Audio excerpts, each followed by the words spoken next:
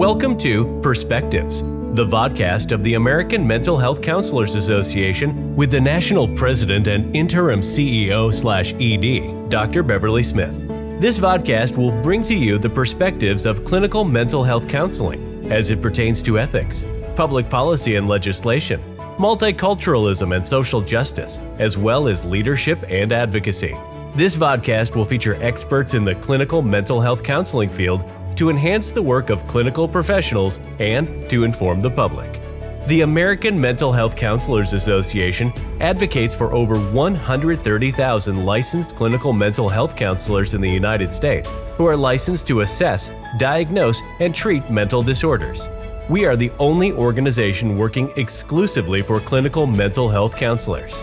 Join the Perspectives for insight from experts on wellness and daily living, current clinical research, integrative healthcare, as well as how to maintain personal, family, and organizational wellness in an anxious and ever-changing world. Let's connect and hear the perspectives. I'm Dr. Beverly Smith, President and Interim CEO of the American Mental Health Counselors Association. Today on our broadcast titled Perspective, we have with us an outstanding person who's very knowledgeable in the area of neuroscience. We have with us Ms. Penijean Gracefire. Please tell us more about yourself. Thank you, Dr. Beverly.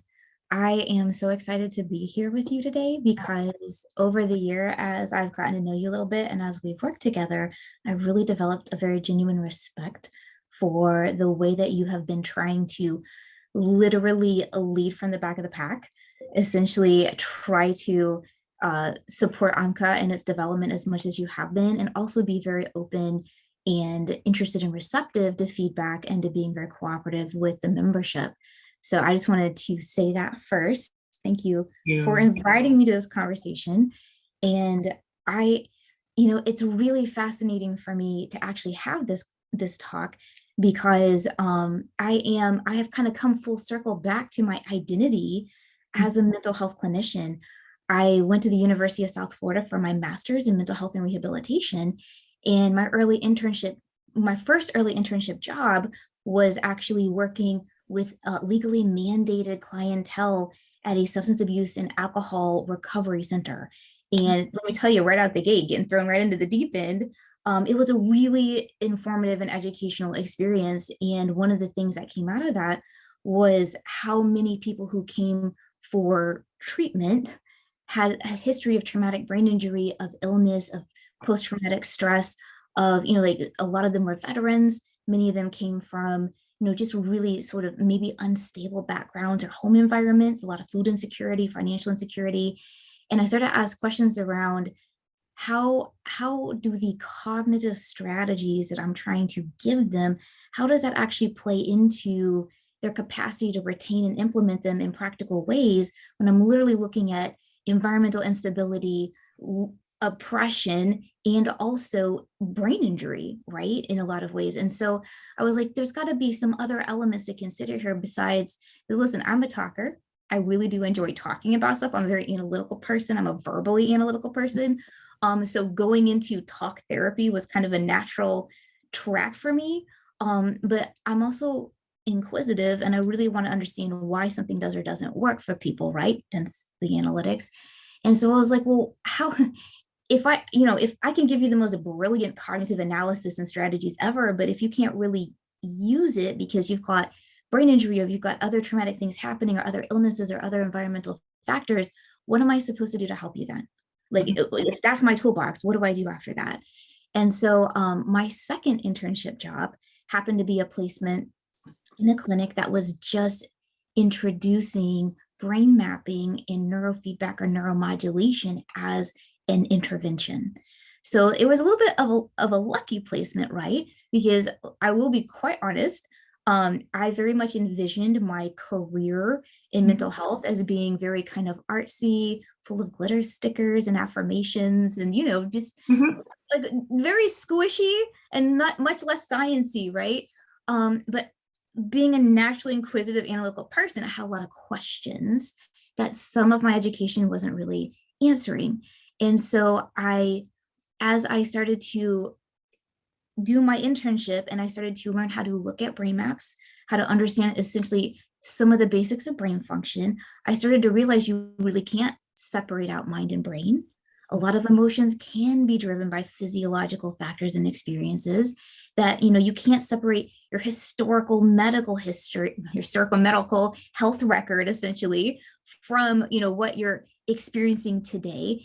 And as I started to realize how a constellation of things actually form to create what we're calling mental health, whether or not you are or aren't okay to function in a given environment, right? How stressful it is and how well you mediate or regulate that stress.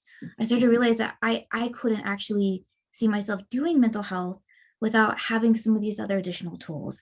And that actually started me down the path of being, I guess, maybe a neuromodulation specialist and or frequency analyst might be a good way of saying it, because how do I not just give you, the person, information? How do I give your central nervous system or your brain information and strategies that can coexist with the mental and cognitive strategies that we talk about, right? And so I spent about 10 or 15 years essentially being really deep into the neuromodulation industry, neurotechnology industry.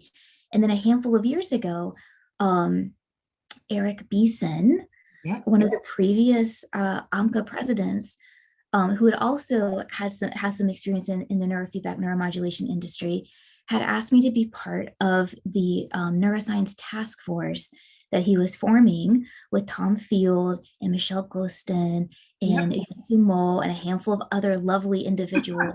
And he, I gotta tell you, out of like the wider group of people, I was literally the only person who wasn't actually currently teaching at a university. Like, I'm kind of out here sort of the field rogue in a way, doing kind of like my own innovative offbeat stuff. And Eric was like, hey, listen, we think that it would be helpful to have you on board because you are a mental health clinician, which has really, really impacted all of the things I've done over the years in neurotechnology development and design. Because one of the things that absolutely formulated how I approached neurotechnology was the concept of agency, which was 100% came from my mental health education. This idea that, many of the things that we think about as, problems with mental health are really interruptions of agency. Like, you could almost describe anxiety as feeling that you're not going to be able to, essentially, if something's going to happen, it's going to be stressful and bad, and you're not going to be able to respond to it in any sort of way that sort of protects or helps you or lets you navigate the environment. Like, we could say that depression is, it doesn't matter what I do, nothing changes. So I don't have any ability to impact my environment in a mutually modulating feedback loop that will be effective. Like, almost everything that we think about as a conversation with our environment, our ability to trust the information that's coming in, to think that we can reliably interpret, understand it, come up with a response that will actually, help us get our needs met or communicate effectively. Like, all of these elements of what we would call agency, I was thinking in terms of how do I bring this into the conversations I'm trying to have with the brain using, emerging technology, because that's really all anything is, right? It's like a series of essentially cascading feedback loops where we're regularly in conversation with our environment, with the people in it, with ourselves, and trying to just better communicate and understand. Mm-hmm. You just shared a wealth of information, and it shows your passion for what you're doing. You appear to be very passionate and confident in what you do, what you know, and that's vital to working with people, patients, clients, and to build a therapeutic rapport. So hats off to you. Oh, thank you. Off to you. I am just so proud of the work that you all have done. I am excited about the work that you continue to do. I remember when Eric Beeson started the Neuroscience Task Force. I remember that. And at that time, I think when you all had various webinars or so forth, I would join in and just listen. So I was in the audience as much as I could be. And I've always wanted to be supportive of it, even during my presidency. And I'm glad, for example, this year we had our first Trauma and Neuroscience Symposium, which was important, I think, for the organization, but it's also important for the profession. And so I think, and I encourage in the years to come, please build upon that so that we continue to educate and inspire others to join in with the work. Tell us about, with the work that you do, what would the typical day look like for you in the neuroscience field? Sure. So, great question. Mm-hmm. To close the loop I had opened about sort of coming full circle about my own identity as a mental health clinician. Okay. I spent a lot of years trying to understand the brain and how it works and how we can converse with it, essentially, right? And a lot of what I currently do, I would say, let me expand it to a week. You go for it. Expand to a week, because my days tend to be varied. So I do a handful of things. If there's gonna be a little Venn diagram of how I spend my time, a good chunk of it is literally doing innovative design around what we're asking neurotechnology to do, and framing it in terms of, here's what we think about what we think mental health is. What does it mean to be okay, to be functional, to be able to navigate your environment, to be able to form healthy, relationships with other individuals? And what does all of that actually mean in a practical way? How do we understand how your brain does or doesn't contribute to what's happening there? And then how do we develop feedback loops or informational programs that allow for us to support the brain's capacity to play its role and allow for more adjunctive mental health interventions to actually be more impactful? How do we pull it all together, right? So I do a handful of things. One is I actually do live analytics fairly regularly. I look at brain maps. I do analytics on cases. I provide consultation for clinicians who provide these services. I help to educate clinicians who provide neurofeedback or neuromodulation services. And then I also do quite a bit of work around developing new technology and designing ways to use it. Okay. And I would say that's probably the majority of what I do. So at any given day or week, I've got, a handful of hours in a day where I'm doing clinical consultation, maybe an hour or two where I'm doing some educational development, and, a stretch of hours where I'm potentially literally just combing literature and trying to understand brain circuitry and how to construct it together, right? To create a custom network that specifically is in charge of something like how I feel when my mom yells at me for a thing my brother did. Where is that in the brain? I don't know. But there are ways to construct familial attachment, auditory processing, emotional response. You can literally kind of break it down into pieces and construct it back together and then ask the brain to pay attention. And so these are things that really fascinate me. So it's a sort of a regular arc of just investigation and curiosity, and then having fairly consistent data sets to get to actually look at to add to that overall reference and analytical framework. Wow, that sounds interesting. It sounds brainy. But I understand. As I share with you at the beginning, before the broadcast, I have a BS in biology. I have a bachelor's degree in biology. Yes. And so for me, a lot of that is coming full circle now as I learn more and practice and utilize certain tools in the area of neuroscience. But in your background, you have some posters. What do those mean? What does that stand for? I'm curious. Sure. Great question. Okay, so I promised to close the circle. Here we go. You're so good at this.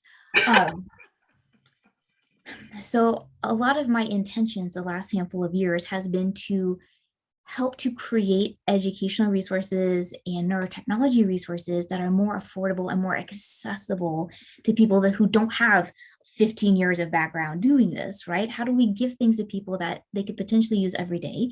And how do we help people learn how to put things together in ways that make the world seem a little bit more accessible and less intimidating, right? Because I think one of the biggest barriers that many mental health clinicians have to the concept of doing neuroscience or neurotechnology or learning about it or integrating it into their practice in general is this idea that sort of neuroscience or brain science is its own sort of particular thing, and you kind of have to learn it, and it's a really big learning curve, and that if you don't sort of understand all the things, and you're not really competent. And I would really love to de-intimidate the concept and essentially say things like, everything is already connected. You already know what you're doing. You already know the foundational truths of how the world operates.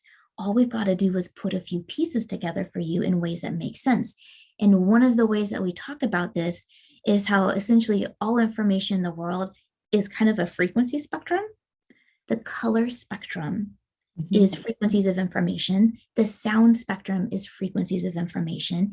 And your brain waves are frequencies of information. Light is in frequencies. Like literally everything is faster or slower moving energy, really.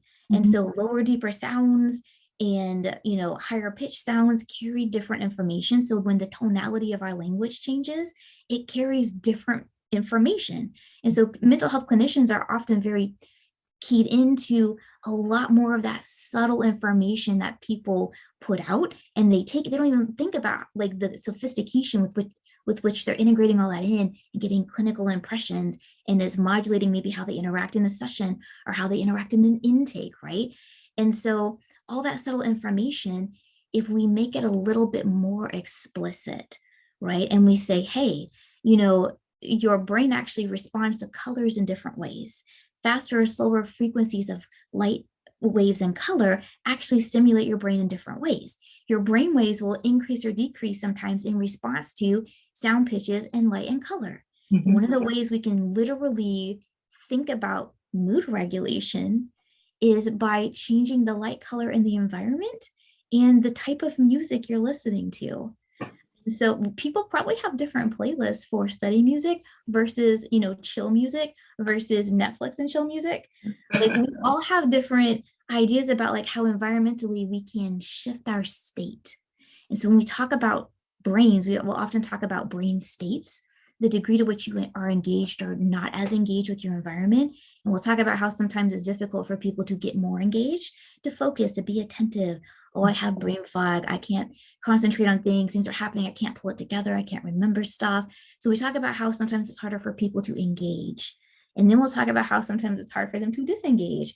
Oh, my motor runs a little bit hot. Oh, I can't sleep properly. Oh, I go, and then I crash and I don't seem to have anything balanced in between. And so this idea of you being able to flexibly shift between engagement and disengagement appropriately, and even by choice, what would that be like? And this idea that you can actually make choices about your environment and the frequency information with which you surround yourself helps you actually shift brain states.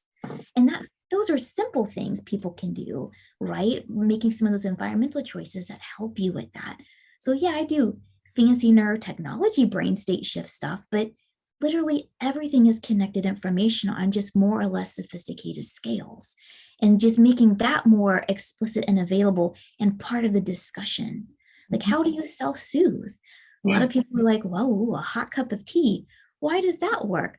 Well, let me tell you, there's science behind it. A lot of times when you're stressed out, your circulation will reduce some of the blood flow to your extremities, right? So sometimes people who have chronic stress might have chronically cold hands and feet.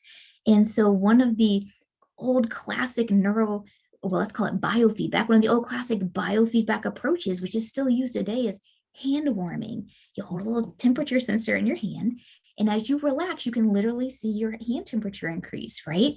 Well, sometimes it's hard to learn that, and sometimes you can't just do it magically right away. You can actually reverse engineer that by holding something warm in your hands. There's actually a relaxation effect, right? And so drinking something warm, putting something warm in the core of your body to help that core temperature, heat up a bit so it's not working as hard to circulate blood to your extremities. And then actually putting something warm on your hands or holding it, like just drinking a hot beverage can actually shift your whole state and help you relax. And so these are things we already know. We already do these. But when you start to understand the whys and hows behind it, you can start to actually translate that into other elements, and you start to realize you can literally world build by the decisions you make about your environment. And that's a very powerful thing for people to understand. It is. I am like in awe listening to you. And first of all, you talk in a soothing manner and calming manner, so that is helpful. But the information is very intriguing and it's very interesting and enlightening as well. When I was looking at your Vita, you have an astounding amount of things that you've done, that you've excelled in, and I am like going through it saying, wow, she's very accomplished. And so I know that you are the co-chair of AMHCA's Neuroscience Taskforce. We know that you're a member, but you've also been the recipient of the American Mental Health Council Association President's Award. And so you've just done great things. You're a qualified supervisor for mental health interns in the state of Florida. You're a diplomat in quantitative EEG analysis. Do you want to highlight that for just a moment? Sure. So sometimes at parties, when people ask me what I do, just to be clear, not that I've gone to a lot of parties in the last couple of years, but in the general social environment, when people say, what is it you do? I've always struggled with a way to kind of, boil it down or make it somewhat accessible, right? And oftentimes I will turn to humor. And so one of my common responses is that I'm a frequency barista. Okay. And the idea is that being able to kind of understand how everything that I just told you about how frequencies interact, but also really this concept of how do we understand brain function? And how accessible is that, right? And how changeable is it? Because I think really in the end, this idea that like, can your brain change and how does that work? Like that's been like a huge topic for like the last 50, 60 years. And so quantitative EEG, electroencephalogram, right? So electro is electrical, encepha is brain, and Instagram is picture, a picture of the electrical activity in your brain. And we track that using frequency distribution, frequency or spectral analysis, right? So we go, okay, what are all the frequencies you make? That's the spectrum. What are all those frequencies? And then just depending on how much time your brain kind of hangs out into different frequencies, what does that mean? So quantitative EEG, quantitative is actually recording that electrical activity. And the quantitative element is we run it through a bunch of analytics, and then we go, what is this brain's behavioral trends? How much time does it spend in which frequency, in which area?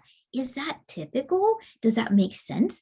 What about local frequency behavior versus networking? And what we do is we generate and we build brain maps. We're mapping the behavioral trends of the brain based on its electrical activity, its frequency behaviors.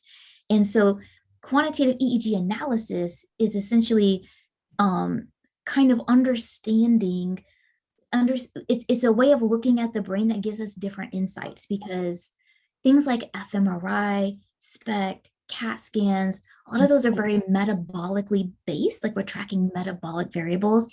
They have incredibly high resolution, high spatial resolution. You can almost go down to individual neurons. But the advantage of doing something like EEG is it has high temporal resolution, meaning you can see almost instantaneous behavior. There's very little time lag to create that data point, right? So we can literally get thousands, hundreds of thousands of data points over a few minutes of recording and then group them together and go, what is this brain up to in real time? And quantitative EEG provides really unique insights. And so over the years, it's one of the things that has been a very central element in my education and my understanding. And it's been one of the tools I've been able to access from a fairly early time in my career development to have as literally just constant incoming data points. And that's really driven a lot of my understanding and even design philosophy around what brains are capable of. Okay, wow. I mean, you explain it so beautifully. Again, it's very intriguing. I'm sure some of our listening audience may still wonder, is that over my head? But you explained it in a very easy format for me. And so I'm hoping our listeners will grasp on as well. But there was another item that I saw on your Vita. You are the founder and CEO of Brainstar Innovations. Now, that's your own company. You've been doing that since what, 2018? Yeah, what is it? About 5 years now. I Okay. think I went ahead and incorporated somewhere around the end of 2017. I have really been fortunate to work with a lot of wonderful entities and companies in the neuromodulation industry. I've got some lovely international friends, and I've been able to have access to emerging technology over the last decade or so by virtue of these relationships, some of them professional and collaborative, and some of them, just the people you meet at conferences and then, swap ideas with.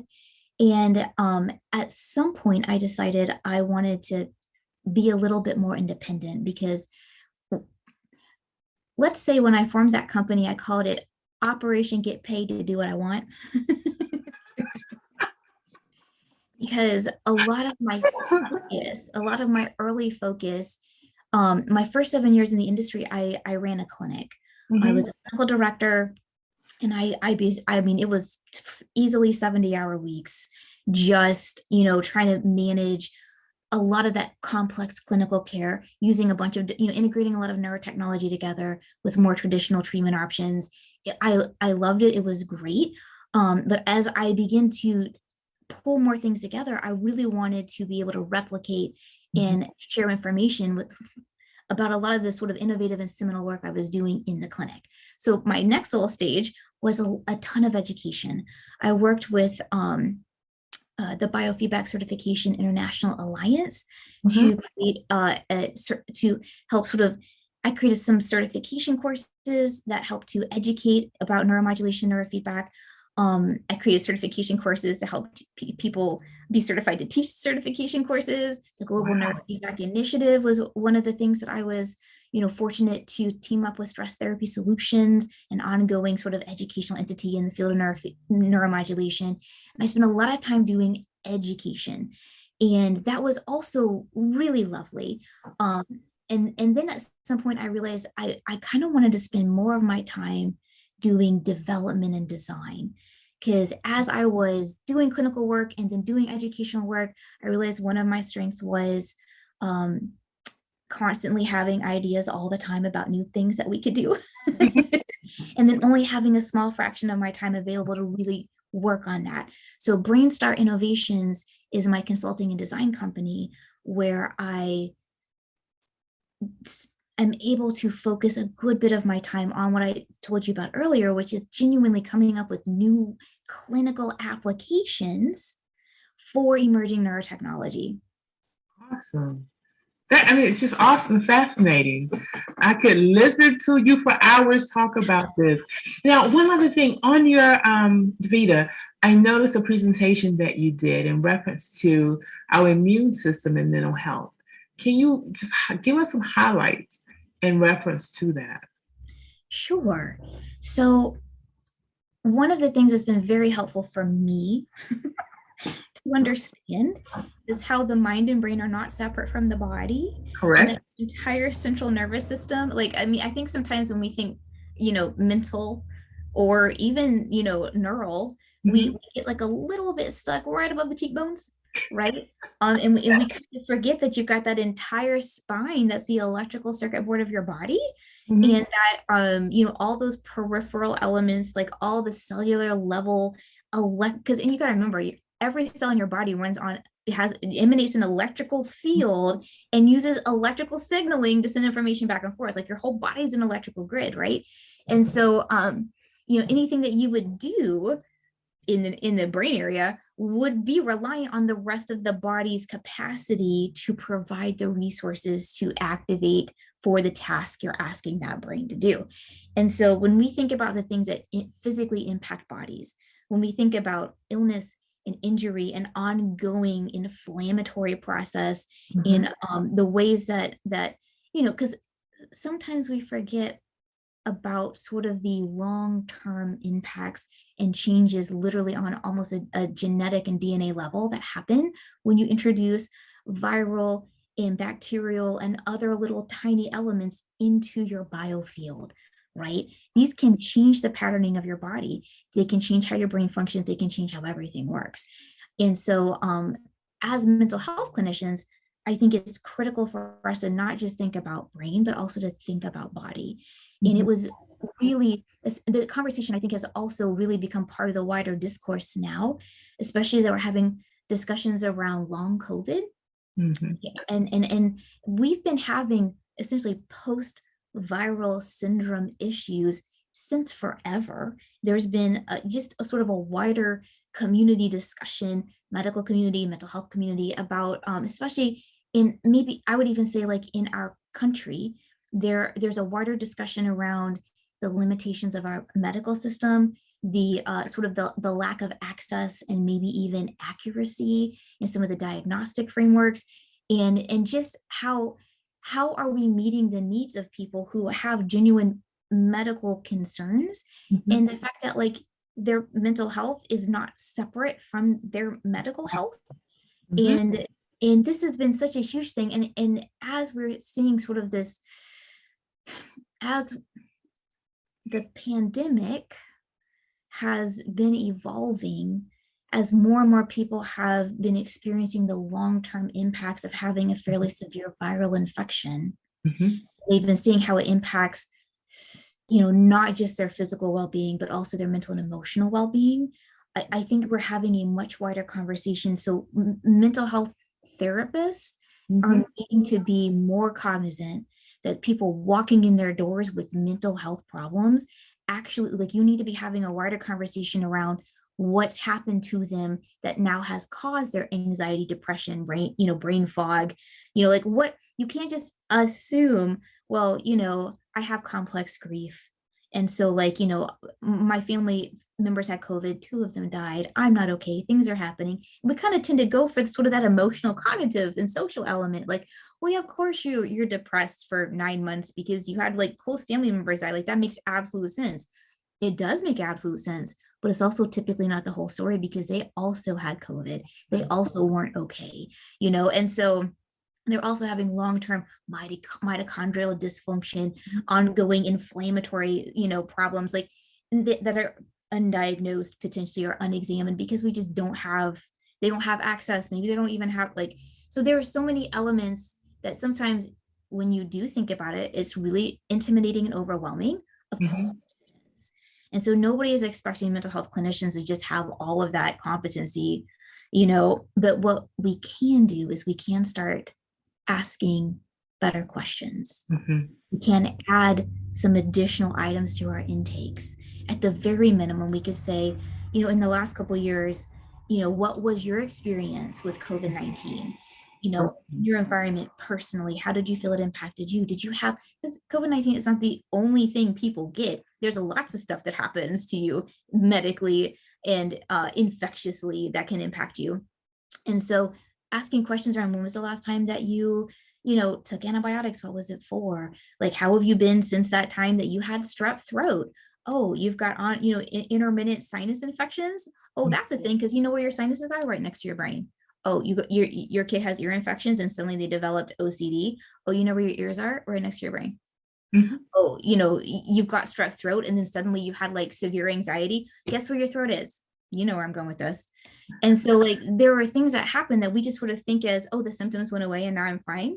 Yeah, actually there's a lot of stuff happening under the hood that we just don't realize. And so no one expects mental health clinicians to have medical expertise or to be diagnosing post-viral, nobody's expecting that. But what you could do is you could ask questions to even just help support and advocate for your client being able to get additional care. Because if you have somebody with ongoing raging inflammatory issues and you're trying to treat their OCD, and the OCD and anxiety is driven by underlying neurophysiological things, you can't talk them out of it. They can't redirect chronic inflammation, And so, like, at some juncture point, we could, as mental health clinicians, become, and this is what I was saying, even just about the whole identity as a mental health clinician. I kind of really reintegrated back into AMHCA in the last handful of years, because I thought, you know what, mental health clinicians are in a very unique position to ask questions, to start to bring a little bit more sort of integrated consciousness into the space, because we have obviously scope of practice. We have limitations around our licenses and what we're allowed to do. But you know what nobody has scope around? Just investigation and asking questions. And helping our clients to put pieces together and figure out what their next steps are to get care that they need. Exactly. We absolutely advocate for that. Exactly. Beautifully stated. Beautifully stated. As we wind down the hour for our this episode of our podcast, are there any final words you would share with the audience? Any encouraging words? Any reminders? Yes. Squad up. You need people with different perspectives and different educational backgrounds to talk through things with. And even if you can't, everybody needs a tech buddy, everybody needs a brain buddy, everybody needs somebody who knows something about something that you don't know about. And even if you can't have real-time IRL, even if you can't have, in your immediate environment, actual people to discuss, there is just a wealth of information currently available on social media platforms. You can, and you know what, I'm preaching to myself here. I actually need to compile like a little list of resources, maybe some TikToks, maybe some Instagrams, maybe some people that I think do a good job of distilling down some concepts to potentially even recommend for people to follow. But read and watch, and podcasts. Can't forget podcasts. There's so much educational content. We are literally the generation of being able to access the entire world.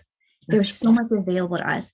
And when you feel overwhelmed and you don't actually know where to start, ask somebody in your squad, what is the thing most recently that they saw or heard or whatever that really kind of piqued their interest, or was a revelation to them. You can get signposts from your buds, because you cannot do this alone. Exactly. So to our audience, to our members, you've heard it here today on Perspective. Squad up. Ensure that you have people in your circle, in your squad, who are experts in various areas, and share information.